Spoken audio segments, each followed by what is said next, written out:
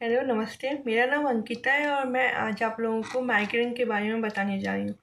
क्या आपको भी माइग्रेन है पर आपको पता नहीं चलता कि माइग्रेन है क्या? आपको लगता है कि नॉर्मल पेन हो रहा है, नॉर्मल हेडेक हो रहा है। तो आइए मैं बताती हूँ आपको कि माइग्रेन का पेन क्या होता है, उसके क्या सिम्टम होते हैं। तो पहले हम जानते हैं माइग्रेन क्या होता है। तो माइग्रेन जो है ये एक सीवियर हेडेक होता है और ये एक न्यूरोलॉजिकल डिसऑर्डर है। इसमें जो है हमें वन साइड में मतलब हाफ साइड में पेन होता है। और ये ना ऐसा पेन होता है जैसे कि आपको लगा होता है कि कोई आपके सर पे हथौड़ा मार रहा हो, या पिंचिंग पेन होता है, इसको पिंचिंग पेन भी बोलते हैं।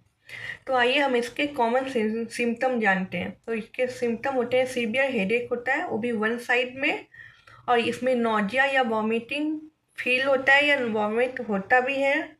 और ये जो है लाइट और साउंड और इसमें से बहुत इरिटेट होता है। कोई भी अगर कुछ भी आपको बोलेगा ना तो उसकी आवाज़ से आपको इरिटेट होगा, और लाइट तो आपको बिल्कुल भी पसंद नहीं आएगा।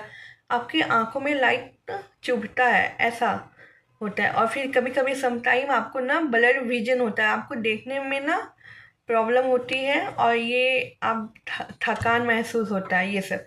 और ये क्यों होता है हम ये जानते हैं। ये इसलिए होता है क्योंकि आपका मेंटल टेंशन होता है, स्ट्रेस होता है, या कोई भी चीज़ का आप इतना स्ट्रेस रहे हो कि आपके मन में वही सब चीज़ चल रहा होता है। उसके कारण अगर आप स्लीप नहीं कर पा रहे हो, सो नहीं पा रहे हो डेली आप, तो इसके कारण भी होता है। हार्मोनल चेंज के कारण होता है। और अगर कभी कभी आप खाना स्किप कर देते हो तो उसके कारण भी पेन होता है। और जंक फूड, कैफीन, ये सब का सेवन करने से भी माइग्रेन का पेन बढ़ जाता है। और आई स्ट्रेन होगा, कॉन्स्टिपेशन होगा। और माइग्रेन में इसका मेन प्रॉब्लम तो ये है कि आजकल के टाइम में हम लोग बहुत ज़्यादा ओवर थिंकिंग करते हैं, बहुत ज़्यादा स्ट्रेस ले लेते हैं।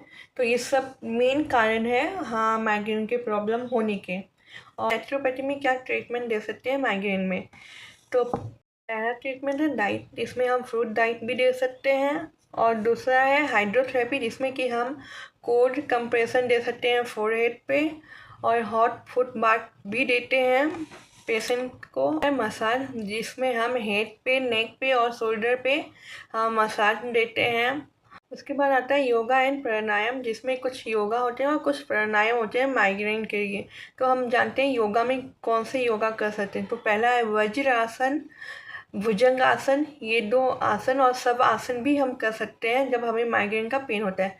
और फिर प्राणायाम में हम अनुलोम विलोम कर सकते हैं, भ्रामरी प्राणायाम कर सकते हैं, और डीप ब्रीदिंग पैटर्न भी, मतलब ब्रीदिंग पे फोकस कर सकते हैं।